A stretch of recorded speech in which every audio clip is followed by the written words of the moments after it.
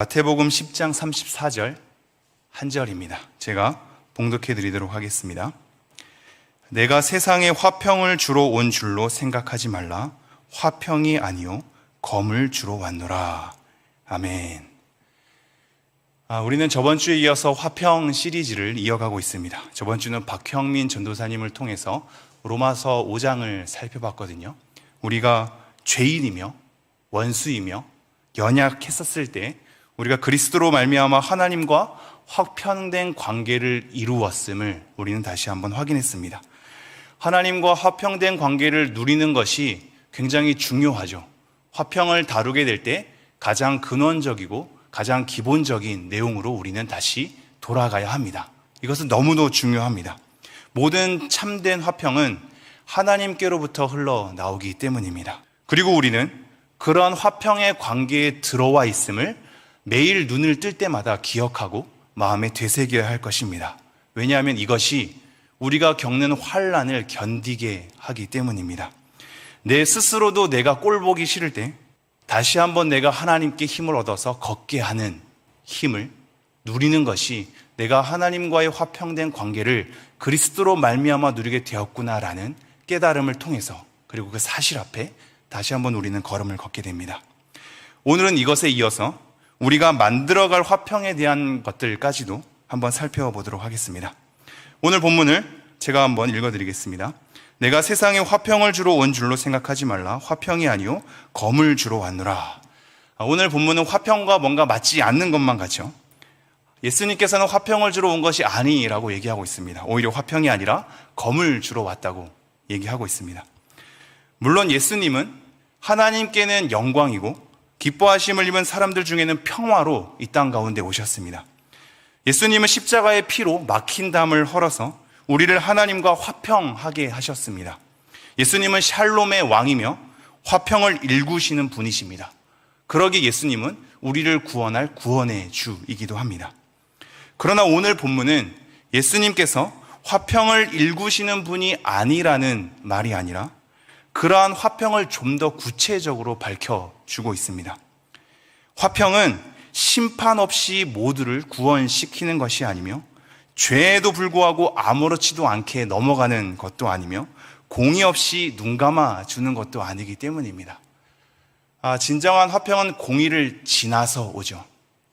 죄를 아무렇지도 않게 눈 감아버리고 우리의 불의를 아무렇지도 않게 덮어버린 상태에서 화평이 나오지 않습니다. 공의를 지나오는 것이죠. 공의를 지나서 화평이 일구어지는 겁니다. 참된 화평이 공의를 지나서 오기 때문에 검과 심판과 연결되어 있습니다. 그래서 화평은 공의로 또는 심판으로 많이 연결돼서 우리에게 얘기를 하고 있거든요. 예수님께서 성취하셔서 최종적으로 이루어지는 하나님의 평화는 믿지 않는 자들에 대한 심판과 믿는 자들에 대한 구원으로 완성됩니다. 그러기에 검과 불화는 피할 수 없는 과정입니다. 공의 때문에 그렇습니다.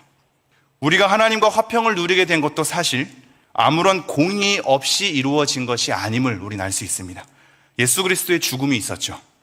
그것이 공의의 결과이며 공의의 성취입니다. 하나님의 공의로 인해 우리를 대신하여 죄를 짊어지신 예수 그리스도의 죽음이 있어야만 했습니다. 우리는 그러한 예수님을 통해 구원의 은혜를 입어 화평의 관계가 정상적으로 임하게 된 것입니다. 오늘 제명이 화평, 공의를 담다 아니겠습니까?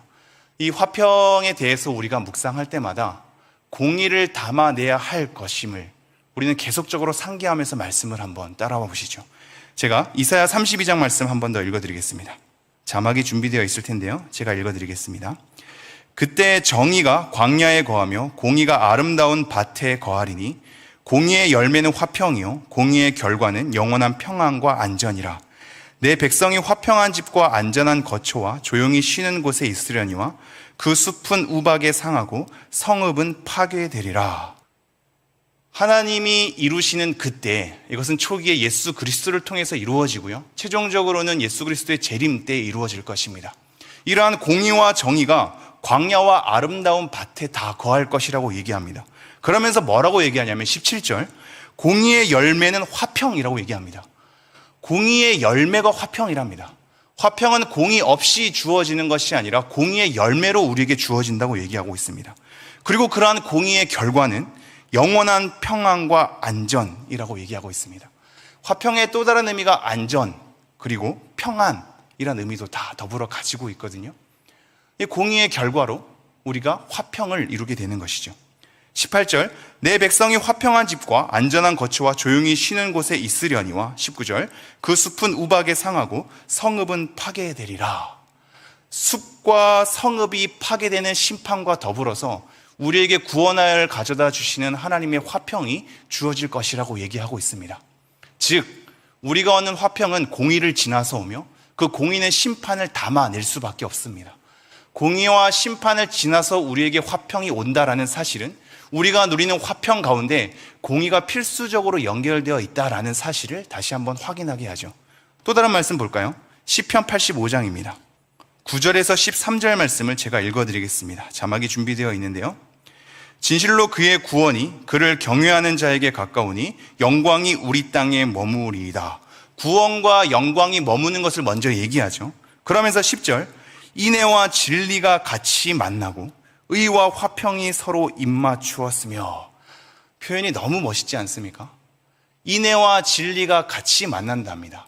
하나님의 긍휼, 하나님의 자비, 하나님의 오래 참음, 하나님의 사랑, 이러한 인애가 진리랑 같이 만나고 하나님의 의가 화평과 서로 입맞춘답니다. 11절, 진리는 땅에서 솟아나고 의는 하늘에서 굽어보도다.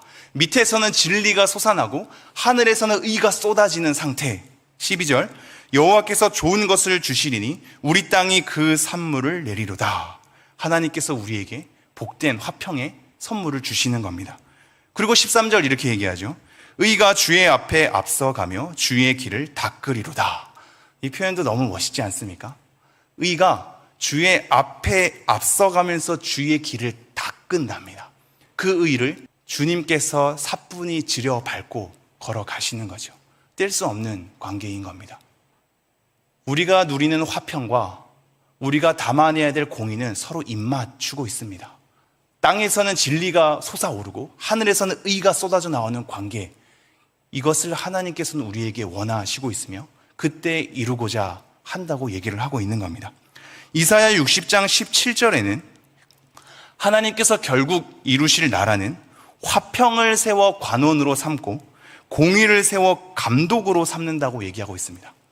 화평을 관원으로 삼고 공의를 감독으로 삼는 이 두 개의 화평과 공의가 함께 감독과 관리의 일을 하는 것으로 하나님의 나라를 묘사하고 있습니다. 그렇다면 우리는 한번 정리를 해야 하죠.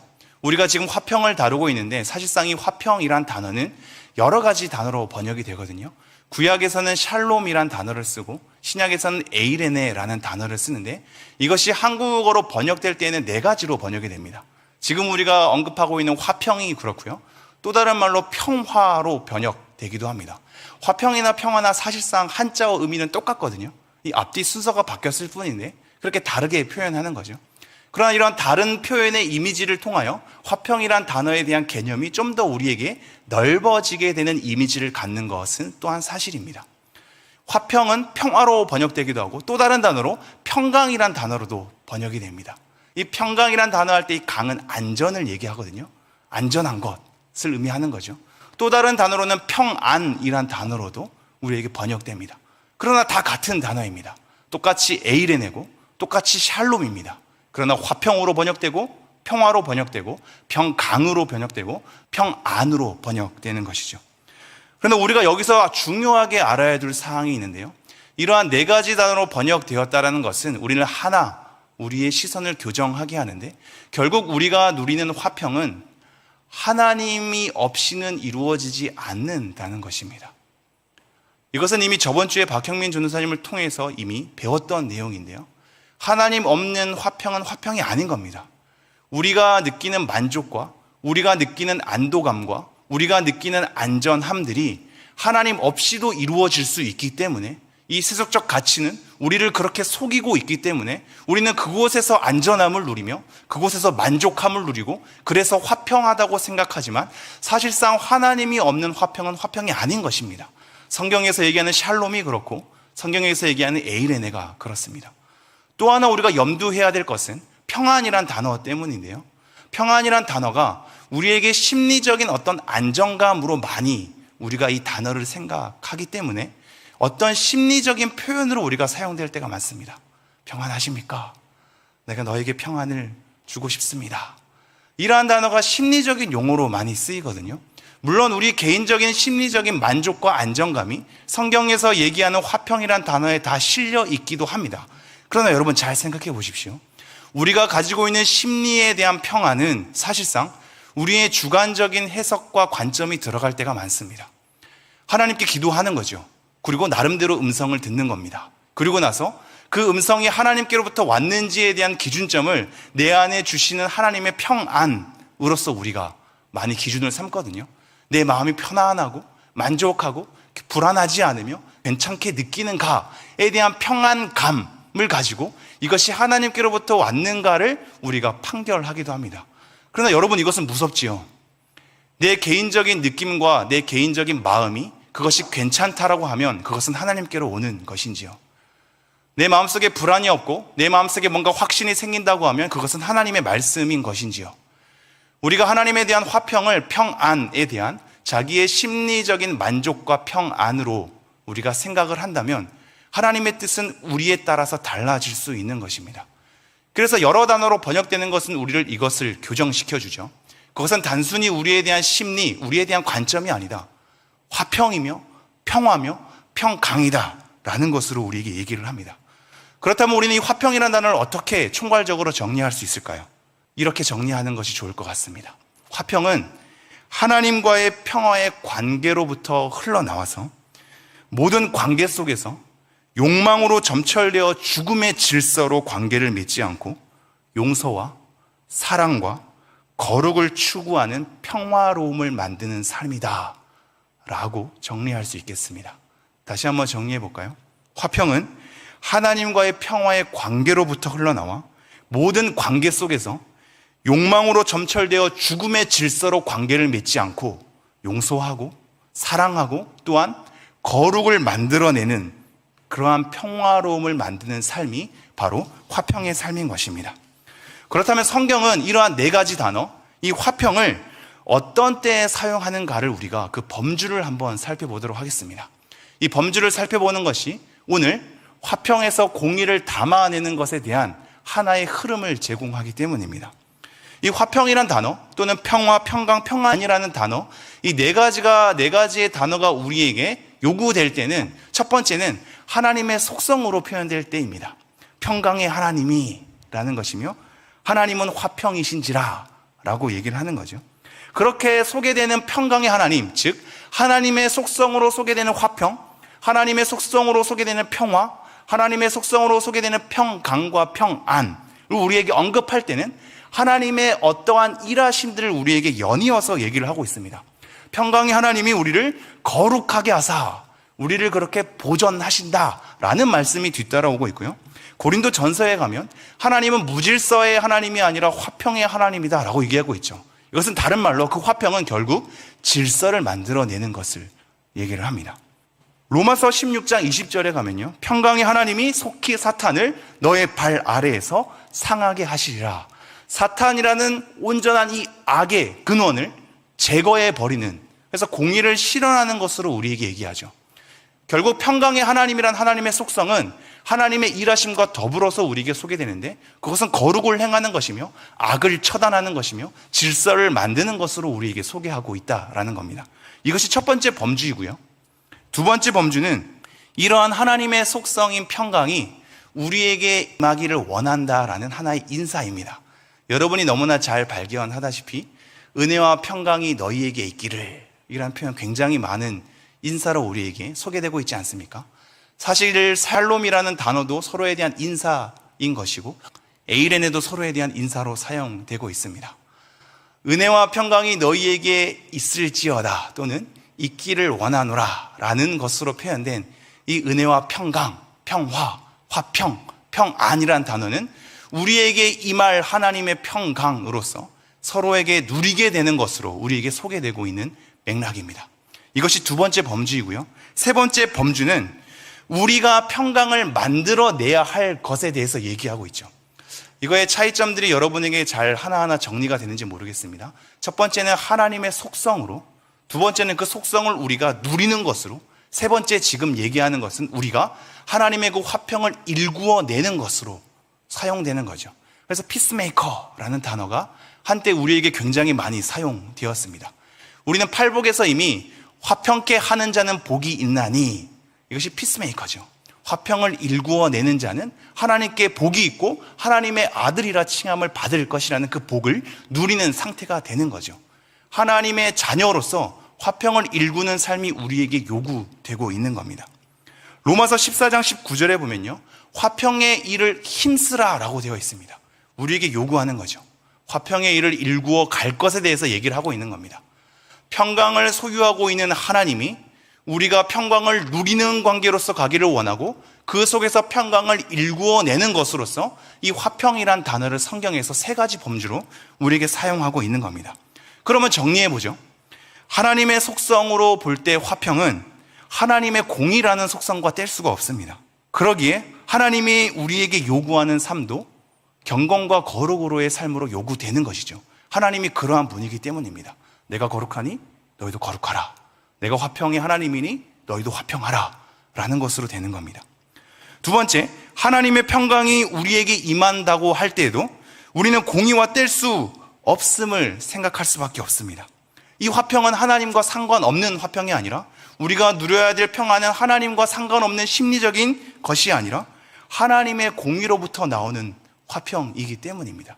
그러므로 우리가 누려야 할 화평도 단순히 만족과 즐거움과 안전이 아니라 하나님의 공의와 더불어서 묵상해야 될 내용인 거죠. 세 번째 범주도 마찬가지입니다.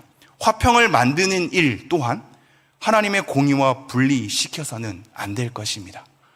그래서 오늘 제목이 화평, 공의를 담다입니다. 결국 화평은 공의와 더불어서 우리가 행해야 할 삶인 것입니다. 우리는 화평도 신경 써야 하거니와 공의도 신경 써야 하는 것이죠. 우리가 이미 하나님과 평화의 관계를 한번 누렸다고 해서 계속적으로 평화가 발생되지는 않습니다. 그냥 하나님과의 평화의 관계가 누린다고 해서 평화의 일들이 계속적으로 생성되지 않습니다. 우리가 은혜 받았어도 계속적인 은혜가 필요하고, 평화의 관계가 맺어졌어도 계속적인 평화가 필요합니다. 은혜의 관계 속에서 은혜로움을 누리는 것은 너무나 중요하고, 평화의 관계 속에서 평화로움을 누리는 것은 너무나 중요합니다. 이 누림은 결국 우리가 일구어 가는 삶과 연결되어 있기 때문입니다. 그러나 여러분, 다시 한번 우리가 시선을 현실로 돌려보죠. 우리가 화평이라는 이 단어를 다시 한번 생각했고 공의를 담아낼 수밖에 없는 관계로 성경에서 말하고 있다는 것을 지금 살펴보았습니다. 그러나 한 가지 우리가 현실을 돌아볼 때 다른 화평을 발견하게 되거든요. 그게 우리가 쉽게 얘기하는 팍스 로마나입니다. 로마의 평화, 로마의 화평이죠. 이 팍스란 단어에서 피스란 단어가 나온 거거든요. 이 로마의 평화, 팍스 로마나라는 것은 무엇인가? 결국 권력, 압제, 폭력, 강함으로 뒤덮인 평화입니다. 결과적으로 뭔가 평화가 일구어지는 것 같은데, 더 이상 전쟁이 없고 뭔가 풍요로움을 누리는 관계인 것 같은데, 그 관계를 누리게 되는 과정이 뭐냐면, 그리고 그 안에서 도사리는 것이 뭐냐면 폭력이고 강압이며 강함입니다. 누군가를 눌러서 자기의 강함을 과시하는 것으로 평화가 유지되는 것이 팍스 로마나이죠. 그러나 이러한 팍스 로마나는 강함으로만 점철되지 않습니다. 그 가운데 우리의 욕망을 건드리는 것이 있죠. 팍스 로마나가 시행될 때 강함으로만 그들을 지배했습니까? 그렇지 않습니다. 그들의 욕구를 들어줬고 그들이 원하는 것을 들어줬으며 정치적인 어떠한 움직임들을 뒤에서 잘 조정했던 것입니다. 여전히 마찬가지죠. 오늘날 우리도 어떠한 화평을 경험하게 될 때 우리의 욕망과 함께 더불어서 화평이 오는 경우가 많죠. 누가 강압하지 않아도, 누가 폭력을 행사하지 않아도, 누가 우리를 압제하지 않아도 우리 안에 다스리고 있는, 도사리고 있는 이 욕망 때문에 팍스 로마나로 갈 때가 많습니다. 여러분이 화평이라는 단어를 먼저 생각할 때 사실상 모든 관계와 더불어서 화목하게 지내는 것으로 우리가 생각하지 않습니까? 그러한 것으로 화평을 얘기하는 것은 보다 쉬울 수 있습니다. 그러나 성경에서는 그렇게 얘기하지 않죠. 우리가 화평을 누리는 삶을 가만히 보게 될 때 사실상 그 화평은 잘못된 내용을 통해서 얻어지는 화평일 때가 많습니다. 적절히 그들과 타협해서 오게 되는 화평일 수도 있고요.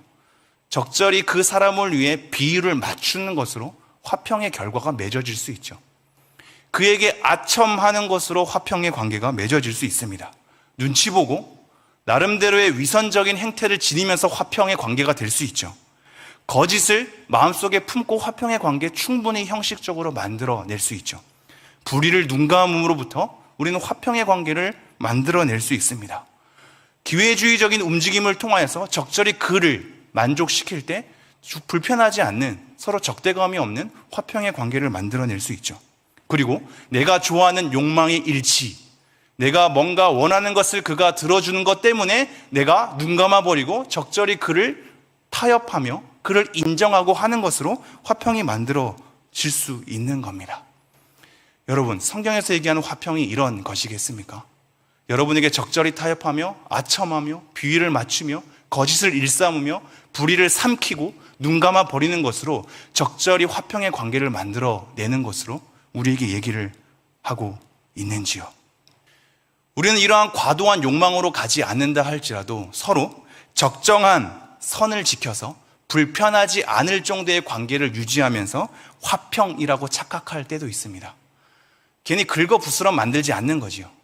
뭔가 잘못이 있을 때 공의로서 그와 함께 더불어서 하나님께 엎드리기보다는 그냥 불편함을 서로 당하지 않도록 적절하게 간격을 유지하면서 나는 나의 갈 길을, 그는 그의 갈 길을 서로 가면서 그냥 불편함, 적대감이 없이 화평의 관계를 만들어내는 것입니다.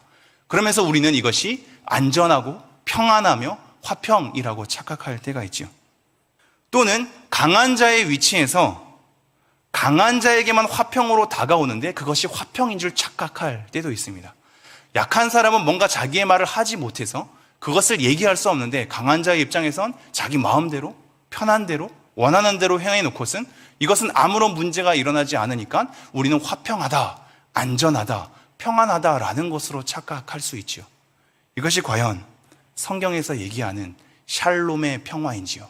아니면 팍스 로마나인지요? 우리의 욕망을 관철을 시키는 평화로서 우리는 평화를 생각하고 있지 않는가를 다시 한번 돌이켜봐야 합니다. 그러므로 우리는 이러한 불편함을 감수하고서라도 공의에 다시 한번 눈을 돌려야 하는 것입니다. 공의는 옳고 그름의 문제이며 교정의 문제이고 심판의 문제와 연결되어 있습니다. 그러기에 화평의 결과가 아닌 혈투가 일어나기도 하고 피 비린내가 일어나기도 하고 참혹함이 일어나기도 하고 깨짐의 결과를 가져올 수도 있지요. 그러나 여러분 잘 생각해 보십시오. 오늘 말씀도 화평을 주러 온 것이 아니라 검을 주러 왔다고 할 때 공의의 심판을 통하여서 악을 제거하시고 진정한 화평을 만들어내는 것이거든요. 이것이 성경에서의 요구, 즉 의와 화평이 서로 입맞추는 것, 땅에선 진리가 솟아나고 하늘에선 의가 쏟아지는 것, 이러한 모든 것이 성경에서도 증언하고 있습니다만 사실상 우리 장로교의 뿌리에서도 얘기하고 있는 겁니다. 우리가 추구하는 장로교의 신학은 개혁주의인데요. 개혁주의의 전통은 여기서 가장 중요한 개혁주의의 가르침은 사실상 하나님의 주권이지요. 하나님의 다스림입니다. 하나님의 아름다움이지요. 하나님의 일하심입니다. 그래서 하나님의 영광입니다. 우리가 추구하는 개혁주의 신학과 우리가 추구하는 장로교의 뿌리는 하나님의 하나님 되심에 나와 있습니다.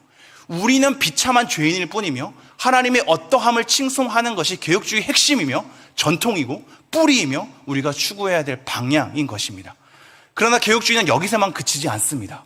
이러한 하나님의 아름다움과 하나님의 일하심을 추구하며 각인하며 마음속에 되새기는 동시에 그러기에 모든 영역이 하나님께 속해 있으며 그러기에 모든 영역이 하나님의 말씀대로 일구어져야 가야 함을 그 책임을 고스란히 갖고 오죠. 즉 개혁하는 것입니다.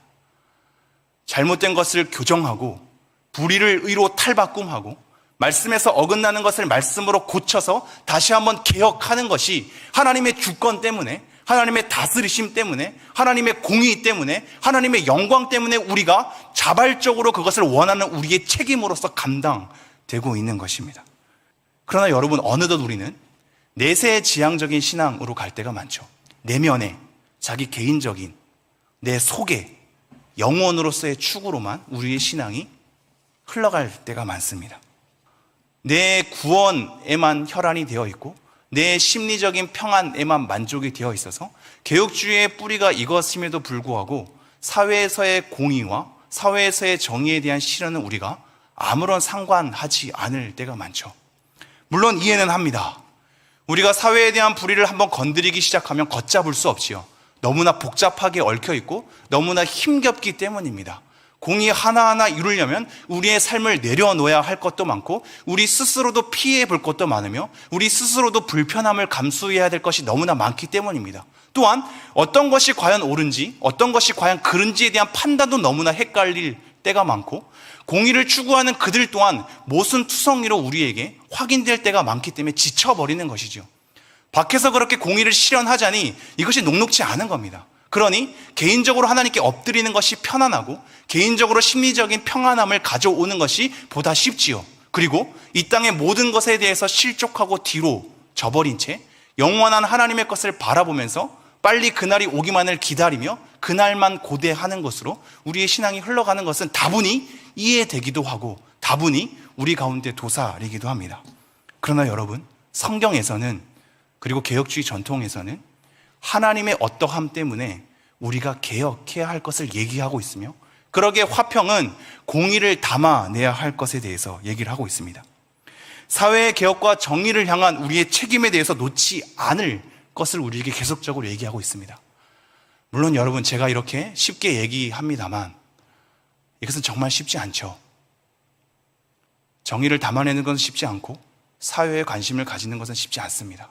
개인적으로 하나님께 엎드리는 것이 가장 편할 수도 있겠습니다. 공의를 이룬다고 해서 과연 화평의 관계가 계속 유지되는지도 넌센스입니다. 화평할 때 과연 공의가 계속적으로 있는지도 우리에게 계속적으로 발견되는 모순입니다. 제가 어떤 장로님의 얘기를 잠깐 하겠습니다. 이것은 제가 아는 분은 아니고요. 어떤 지인을 통해서 들은 장로님인데요. 하나님의 나라를 일구기 위해서 오늘날 이 자본주의의 흐름에 대한 하나님 앞에 엎드림을 하고자 그 실천을 부동산과 동산에 대한 소유를 다 팔아버린 장로님이 있었습니다. 나름대로 그 하나님 말씀 앞에 엎드렸고 또한 설교하는 그 설교자를 통해서 하나님의 공의를 보았으며 이 땅의 불의를 보았고 자기 소유에 대한 욕망을 보았기 때문에 이제는 올바른 제자도를 실현하려고 결심한 것입니다. 여러분, 이건 정말 쉽지 않을 겁니다. 아무것도 없는 자는 뭔가 없어진다 해도 두려울 게 없죠. 많이 가지면 가질수록 두렵고 떨리는 것은 사실 아니겠습니까? 이분은 가진 집도 많았고 가지고 있는 땅도 많았습니다. 그런데 나중에 다 처분했죠. 그리고 정말로 하나님 앞에 나그네 된 삶의 제자도를 실현하고자 전세로 자기의 삶을 전환했습니다. 이것은 너무나 칭찬받아야 할 마땅한 일 아닙니까? 그분이 서울에 있는 장로님이기 때문에 그 관계 속에서 그러기란 너무나 쉽지 않음에도 불구하고 그러한 삶을 산 것입니다. 공의에 대해서 실현하려고 했으며 불의에 대해서 저항하려고 했으며 참된 제자도에 대한 삶을 살려고 노력했던 삶입니다. 그런데 그분의 삶이 어떻게 결과되었는지 아십니까? 결국 그분은 노후에 대한 어떤 보장도 없이 가난에 허덕이게 됐으며 결국 그것을 옆에서 지켜보게 되는 아내가 참지 못해서 이혼을 당하게 됐습니다. 공의를 머금고 제자도를 실현한 삶이 화평으로 결과가 맺어지면 좋은데 여러분, 현실은 그렇지 않을 때가 많죠. 그분은 가족이 파탄났으며 경제가 파탄났습니다. 집 한 채라도 가지고 있었으면 몇 억이라도 벌 수 있을 텐데 그것을 다 포기한 삶의 결과가 그것이었습니다. 여러분, 이것을 알고도 제자도의 삶을 실현할 자신이 있으신지요? 화평은 공의를 머금고 있다는 것을 알면서도 공의의 삶을 우리의 현실에 적용하게 될 때 이 땅에서 당하게 되는 불이익을 감수할 자신이 있으신지요? 공의를 실현하는 것은 너무나 어렵습니다. 또 다른 측면에서 공의는 또 다른 어려움을 가져다 줍니다. 어떤 사람은 어떠한 공의의 부분에만 혈안이 되어서 그것을 공의를 실천하기 위해서 다른 사람들을 칼로 처단할 때가 많죠. 좀 더 기다려야 하고 좀 더 포용해야 하고 좀 더 그와 관계를 유지한 채 지혜로움으로 사랑을 담아가지고 그러한 공의로움을 실현해야 하는데, 공의에 대한 자기의 마음이 너무나 벅차서 칼을 맘대로 휘두른 겁니다. 그 사람의 공의에 대한 실천이 다른 사람에게 과연 덕을 가져다 주겠는지요?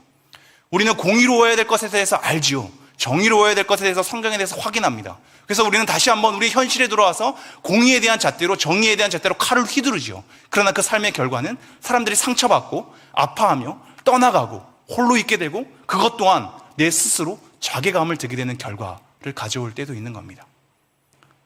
또 다른 측면에서의 공의의 실천은 자기 모순점이 있을 때 더 역효과를 만들게 되거든요. 자기 삶에서 다른 부분에 있어서는 불이한데 어떠한 부분에 있어서 공의를 얘기하니 자기 삶의 모순이 일어나는 겁니다. 그러한 모순점을 아는 사람들은 그 사람이 주장하는 공의의 어떤 부분에 대해서 선하게 받아들일 수 있겠는지요? 그럴 수 없습니다. 그 사람은 차라리 공의에 대해서 얘기 안 하는 것이 나을 수도 있겠습니다. 공의를 추구하는 것은 이렇게 생각보다 쉽지 않죠. 선한 마음으로 시작했다가도 화평이 깨지기도 하고, 선한 마음으로 그 부분에 대해서 혈안이 되었다가도 사람들이 떠나가게 되고, 선한 마음으로 그 부분에 대해서 공의를 주장하다가도 내 삶의 모순 때문에 오히려 역효과가 나게 되는 이러한 삶을 우리가 경험하고 있기 때문에 현실 속에서 공의를 담아내는 것은 너무나 쉽지 않죠. 그렇다면 우리는 어떻게 해야 할까요? 사실상 오늘 말씀은, 그리고 성경의 여러 부분은 여러분이 화평의 관계 속에서 공의를 어떻게 담아내야 할지 구체적인 사례를 얘기하고 있지 않습니다. 여러분은 구체적인 삶의 실천을 거론하면 좋다고 생각하겠지요. 원론적인 것은 알고 있으니 뭔가 구체적으로 저에게 지침을 내려주십시오라고 얘기할 때가 많죠. 그러나 사실 구체적으로 그럼 이것을 해보는 것이 어떻겠니라고 얘기하면 또 다른 핑계가 작용할걸요. 제 삶은 부분은 이런 부분이 있어서, 제 삶의 환경은 이런 부분이 있어서, 나의 가족들은 이런 상황이 있어서, 여러 가지 핑계로 구체적인 지침을 내려준다 하더라도 공의에 대해서 적용하지 않는 삶으로 우리가 치달을 가능성이 큽니다. 그러므로 우리는 다시 원론적인 것으로 돌아가서 화평 안에 공의를 담아내야 된다는 이 성경의 목도 아래, 그리고 우리 장로교와 개혁주의의 전통 아래 우리가 이 현장에서 어떻게 해야 할 것인가를 우리 스스로 구체적인 지침을 찾아야 할 것입니다. 화평도 신경 쓰고 공의도 신경 쓰는 것으로 우리의 삶을 돌아봐야 하는 것이지요. 그러한 공의와 화평이 두 가지로 다 서는 것이 너무나 어렵다 할지라도 우리가 이것이 하나님께서 원하시는 지침이라면 구체적인 상황 가운데 적용하기가 힘들고 현실 가운데 거리감이 느껴지는 것은 사실이지만 또한 감당해야 할 길이기도 하겠습니다. 포용과 이해와 기다림 가운데 계속 만들어내야 할지도 모르겠습니다. 공의로서 처단하느라고 화평의 관계가 깨지는 것도 성경에서 원하지 않고, 화평의 관계를 유지하느라고 타협하면서 적절히 아첨하는 것도 원하지 않고 있습니다. 화평과 공의를 다 세우기를 원한다면 우리는 다시 한번 이것을 잘 조절해야 하지 않겠습니까? 공의로 들이댔다가 화평의 관계가 깨진다면 우리는 공의를 머금을 수도 있어야 하겠습니다. 공의를 머금을 수도 있어야 하겠습니다. 공의를 다 표출을 해서 관계가 깨진다면 공의를 머금는 겁니다. 때를 기다리는 거고, 지혜로운 방식으로 그 사람에 대해서 다시 한번 기다림으로, 인내함으로, 오래 참음으로 다시 한번 공의를 살금살금 하나님 앞에서 인도하며 나아가는 방향으로 우리가 삼아야 할 것입니다. 단칼에 모든 것을 뿌리 뽑을 수는 없을 것입니다. 그러한 삶은 우리에게 또 다른 극단성을 가져올 것입니다.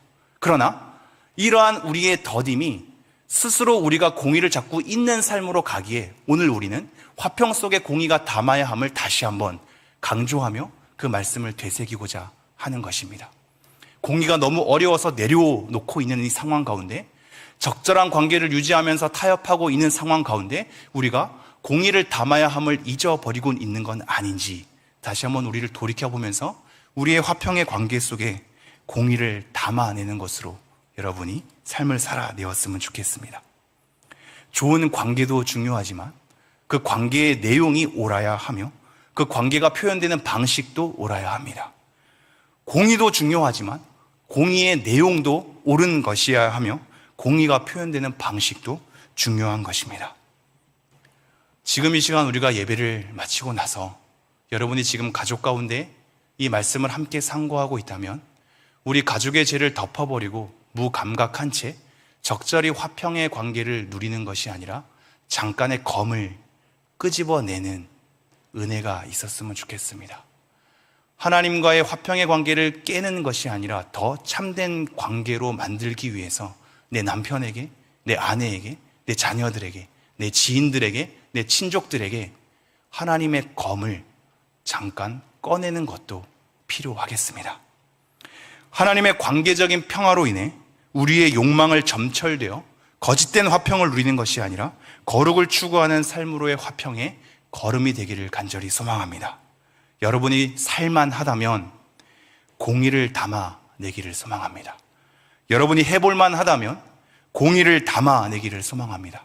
믿음의 분량이 된다면, 그리고 감당할 만한 자신이 있다면 공의를 담아내시기를 간곡히 부탁드립니다.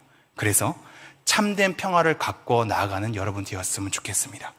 이사야 11장에서 얘기하고 있듯이 이리가 어린 양과 함께 거주하고 표범이 어린 염소와 함께 살며 사자가 어린 아이에게 이끌리며 독사골에 갓난아이가 손을 넣으며 장난하는 하나님의 나라를 조금이라도 우리가 이 땅 가운데 누릴 수 있는 삶이 되도록 화평의 일을 힘쓰는 동시에 공의의 일을 힘쓰는 여러분이 되기를 간절히 소망합니다.